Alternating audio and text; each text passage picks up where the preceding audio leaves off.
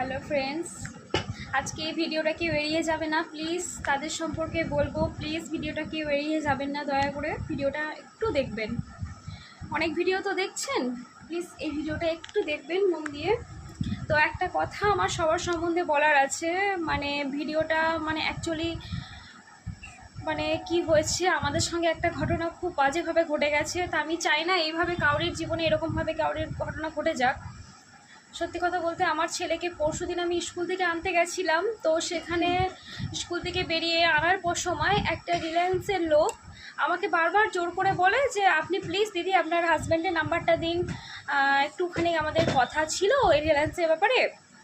সেই ভেবে ওর নাম্বার দিয়েছি, ওর ফোন নাম্বার জিজ্ঞেস করেছে, দিয়েছি, ওর বয়স কত এগুলো সব জিজ্ঞেস করেছে। আমি না কিছু বুঝতে পারিনি, সত্যি কথা বলতে আমি এইসব ব্যাপারে কিছু বুঝতে পারিনি বলে আমি দিয়ে ফেলেছি। এবার ওরা এইভাবে যে ব্ল্যাকমেল করবে আমি কখনোই কল্পনা করতে পারিনি। ফোনটা নাম্বার নিয়েছে, ওরা সব কিছু নিয়েছে, নেওয়ার পর ওর বাবাকে দুদিন পরে ফোন করেছে আমার ছেলের। তারপর ফোন করার পর জিজ্ঞেস করেছে যে আপনাদের একটা গিফট আছে, আপনারা কি সবাই মিলে আসতে পারবেন? অবশ্যই আসবেন, আপনাদের এটা একটা লটারি লাগার মতো একটা গিফট আপনারা পেয়েছেন। এবার আমরা বুঝতে পারিনি, তো আমাদের কাছাকাছি বলে আমরা বললাম চলো তাহলে ঘুরতে ঘুরতে চলেই আসি।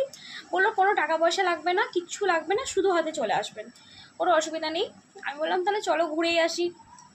দিয়ে সেজন্য দুজনে মিলে ঘুরতে যাওয়ার মতনই অ্যাকচুয়ালি গেছি। এবারে গিয়ে দেখি ওরা এমনভাবে ব্রেন ওয়াশ করেছে আমাদের, এতটাই ব্রেন ওয়াশ করেছে চিন্তা করার বাইরে, বলে বোঝানো যাবে না।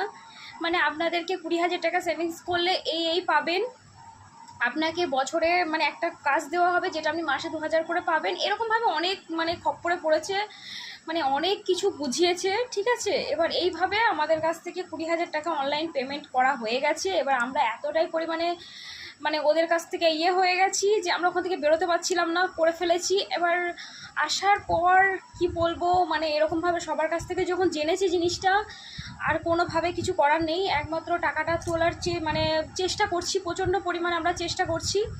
তো আমরা একটা কথাই বলতে চাই যে এরকমভাবে কেউ যদি রাস্তায় কখনো বলে যে স্যার আপনার নাম্বারটা দিন, আপনি একটা গিফট পাবেন, বা এরকমভাবে আপনাকে বলবে, বোঝাবে, এরকমভাবে বলার পর কেউ নাম্বার চাইবে, ফোন নাম্বার চাইবে, সেবে কখনোই এইরকম ফাঁদে কখনো কেউ পা দেবে না ভুল করে।